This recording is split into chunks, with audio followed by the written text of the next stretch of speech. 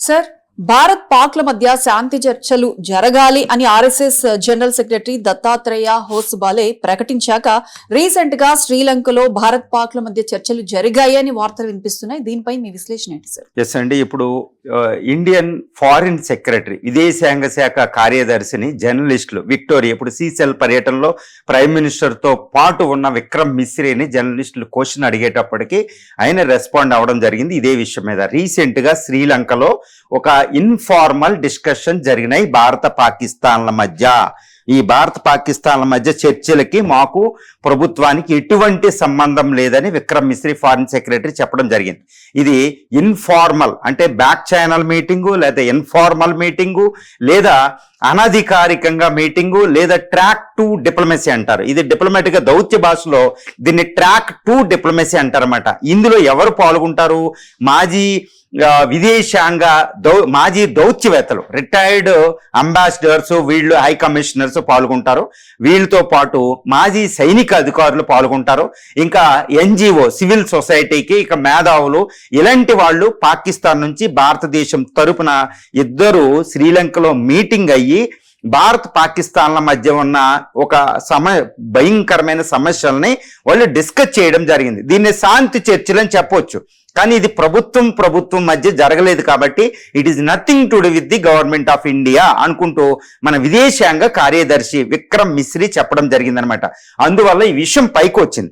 Recent గా May month లో ఈ యొక్క ఆర్ఎస్ఎస్ జనరల్ సెక్రటరీ మనకెవరు దత్తాత్రేయ హోసబాలే ఒకటి ప్రకటించారు. భారత్ పాకిస్తాన్ల మధ్య శాంతి చర్చలు జరగాలి. ఇది అంటే ఒక విండో ఓపెన్ చేయడం అనేది యుద్ధమే కానీ విండో ఓపెన్ చేయడం అనివార్యం అనుకుంటూ ఆయన మాట్లాడారు. మళ్ళీ దీని మీదే ఆర్ఎస్ఎస్ చీఫ్ మోహన్ భగతే కూడా ఈ విషయాన్ని సమర్థించారు. ఏ విధంగా పీపుల్ అంటే పాకిస్తాను భారతీయుల మధ్య ఎప్పుడూ సత్సంబంధాలు ఉంటాయి. వాళ్ళు ఎప్పుడు ఒక దేశం కింద అవ్వాల్సి వస్తేమో అఖండ భారత్ లో యుద్ధమే, టెర్రరిజమే. పాకిస్తానీ భారత ప్రజల మధ్య ఒక విండో ఓపెన్ అవ్వాలనుకుంటూ మోహన్ భగత్కే కూడా దాన్ని సపోర్ట్ చేయడం జరిగిందనమాట. కానీ చారిత్రకంగా చూస్తే భారతదేశం కూడా చెప్తుంది, భారతదేశం అందరికీ పాఠాలు చెప్పిద్ది అనమాట. భారతదేశం ఒక అద్భుతమైన విషయం చెప్పిద్ది, ఏది విశ్వగురువులాగా. అదేంటి? యుద్ధాల బదులు మాట్లాడుకుని పరిష్కరించాలి అనే ఒక శాంతి సందేశం రీసెంట్ గా ఈ ఇజ్రాయిల్ గాజాల మధ్య, ఇజ్రాయిల్ తర్వాత Iran America, Iran Gulf, Iran Israel మధ్య కూడా శాంతి చర్చలు అనివార్యం అని భారతదేశం ఎప్పుడూ చెప్తూ ఉంటదన్నమాట. మరి ఇలాంటి భారతదేశం పాకిస్తాన్తో శాంతి చర్చలు అనేవి జరుపుతూ ఉండాలి. అంటే ఐ సపోర్ట్, అంటే పర్సనల్లీ నేను కూడా నా ఒపీనియన్ కూడా ఏంటంటే శాంతి చర్చలు జరగాల్సిందే అని చెప్తాను. యుద్ధమే, ఫైటింగే, ఏ విషయాలు ఆ విషయమే. కానీ శాంతి చర్చలు లేకుండా ఎలా? అది కూడా భారత్ పాకిస్తాన్ లాంటి అణ్వస్త్రాల దేశాల మధ్య శాంతి చర్చలు అనివార్యం కదా, లేకపోతే ప్రపంచం భయపడుతుంది. అక్కడ ఎన్నో విషయాలు జరుగుతుంది. కాబట్టి ఈ విషయం అనేది ఒక విషయం అయింది.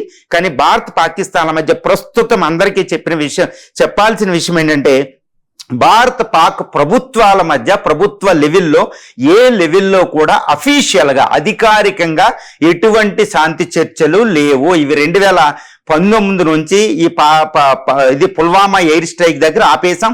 ఒక రకంగా చెప్పాలంటే 2008 ముంబై మేహం తర్వాత ఈ మొత్తం భారత్ పాకిస్తాన్ మధ్య శాంతి చర్చలు పూర్తిగా ఫ్రీజ్ అయిపోయినాయి, స్తంభించిపోయినాయి. ఇంకా ఎట్టి పరిస్థితులు జరుగుతున్నాయి. మధ్య అప్పుడప్పుడు కాంటాక్ట్స్ ఉన్నాయి కానీ శాంతి చర్చలు జరుగుతలేదు అప్పటి నుండి. కానీ భారత పాకిస్తాన్ల మధ్య అనధికారికంగా మాజీ దౌత్యవేత్తలు, మాజీ ఈ యొక్క ఆర్మీ అధికారులు అనఫీషియల్ గా శాంతి చర్చలు ట్రాక్ 2 డిప్లొమసీ అనేది జరుగుతూనే ఉంది అనేది మనం చెప్పుకోవచ్చండి.